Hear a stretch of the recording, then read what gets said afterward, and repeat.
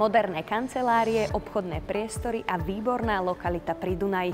Nový projekt Downtown Yards prináša nový štandard pracovného prostredia v srdci Bratislavy. S redakciou Trend zisťujeme, prečo práve Downtown Yards je vhodným miestom pre váš biznis. Projekt Downtown Yards ponúka na predaj komerčné priestory s výmerami od 25 m2 až po možnosť zakúpiť si samostatné objekty s výmerami od 700 po 1700 m2. Vieme tak pokryť dopyt ako malých, tak aj veľkých klientov, ktorí majú záujem vlastniť či už obchodný alebo kancelársky priestor v samom srdci downtownu v projekte Downtown Yards. Čím je Downtown Yards pre mňa výnimočný?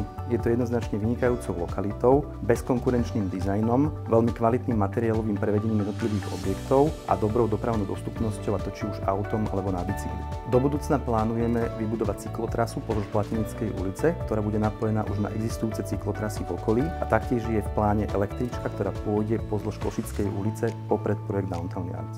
Downtown Yards ponúka na predaje samostatné objekty s výmenami 700, 1300 a 1700 m2, ktoré môžu slúžiť či už ako zdravotnícke zariadenie, medicínske centrum, showroom alebo na klasický kancelársky priestor. Záleží na rozhodnutí vlastníka toho daného objektu, prečo sa konkrétne rozhodne. Ponúkame tak našim klientom možnosť vlastniť ako keby malé biznis centrum v samom srdci downtownu a využiť tak benefity lokality. Projekt Downtown Yards je situovaný v pešej dostupnosti historického centra, MHD aj Mestského bulváru.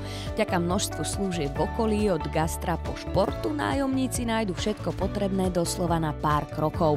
Presne tak, ako to definuje koncept 15-minútového mesta.